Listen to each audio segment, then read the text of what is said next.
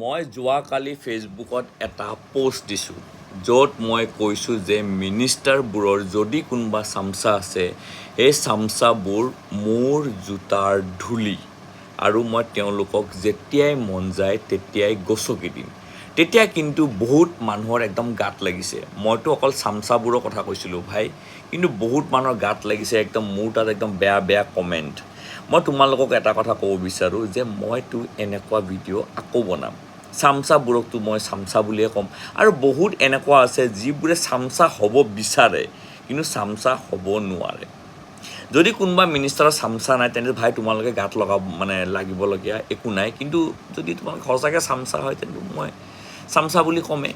এতিয়া চামচাৰ বস্তুটো মই ছাইড কৰিছোঁ, মই এতিয়া মেইন টপিকটোলৈ আহোঁ যে আমাৰ মংগলদৈত যিটো আমি ভিডিঅ' দেখিছিলোঁ যে বন্দুকৰ একদম ট্ৰেইনিং চলি আছে একদম পূৰা।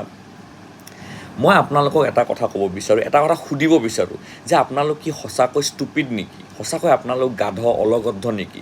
কাৰণ যে আজিকালি সকলোৱে গম পায় যে এটা যদি ডুপ্লিকেট বন্দুক লৈ পেলাও যদি আমি মানুহ এজনৰ যদি মূৰত ৰাখি দিওঁ তেতিয়াও আৰ্মছ এক্ট লাগে। আৰু আপোনালোকে একদম ভাই এয়াৰগানে হওকচোন, এয়াৰগানে একদম পূৰা ট্ৰেইনিং চলাই আছে আপোনালোকে। আপোনালোকে এইটো কথাও নাজানে আপোনালোকৰ যে উস্তাদ যাৰ ইনষ্ট্ৰাকশ্যন মতে আপোনালোকে এইবোৰ কাম কৰি আছে তেওঁলোকৰ ল'ৰা ছোৱালীবোৰে কি কৰি আছে এবাৰ ভাবকচোন। আপোনালোকেতো হিন্দু মুছলিম কৰি আছে, আপোনালোকেতো বন্দুক লৈ পেলাই একদম গুলি একদম পূৰা শিকি আছে, কিন্তু তেওঁলোকৰ ল'ৰা ছোৱালীবোৰে কি কৰি আছে এবাৰ ভাবকচোন, এবাৰ চাওকচোন আপোনালোকে, এবাৰ খবৰ লওকচোন। তেওঁলোকৰ ল'ৰা ছোৱালীবোৰে যদি তেওঁলোকৰ ল'ৰা ছোৱালী সৰু হয় তেন্তে তেওঁলোক ফৰেইন কাণ্ট্ৰিত পঢ়ি আছে, ভাল ভাল এডুকেশ্যন লৈ আছে। আৰু যদি তেওঁলোকৰ ল'ৰা ছোৱালী ডাঙৰ হয় তেন্তে তেওঁলোকৰ ল'ৰা ছোৱালী ভাল ভাল এছ'চিয়েশ্যনৰ ভাল ভাল পষ্ট লৈ আছে, ভাল ভাল কমিশ্যনৰ ভাল ভাল পষ্ট লৈ আছে। আৰু আপোনালোক কি কৰি আছে? ফেচবুকত ভিডিঅ'জ বনাই আছে, ফেচবুকত হিন্দু মুছলিম কৰি আছে, ছ'চিয়েল মিডিয়াত এইবোৰ আমি ভিডিঅ'জ দেখি আছোঁ য'ত বন্দুক লৈ পেলাই একদম ট্ৰেইনিং কৰি আছে। যদি ইমানে বন্দুক চলাব মন আছে, যদি আমাৰ দেশৰ কাৰণে কাম কৰিব মন আছে তেন্তে পুলিচ জইন কৰক, হয়নে নহয়? আপোনালোকে আৰ্মি জইন কৰক, এক্সামবোৰ দিয়ক। কিন্তু এইবোৰ কৰি থাকিলেতো নহ'ব। যদি আপোনালোকে হিন্দু মুছলিম কৰিব বিচাৰিছে, যদি হিন্দু মুছলিম যুদ্ধ লগাব বিচাৰিছে, হিন্দু মুছলিম যুদ্ধ কৰিব বিচাৰিছে, তেন্তে কাৰ লছ হ'ব? আমাৰতো লছ হ'ব, আপোনাৰো লছ হ'ব। সেইকাৰণে এইবোৰ কাম নকৰিব ভাই, মোৰ ভাইসকল, এইবোৰ বস্তু বেয়া লাগে।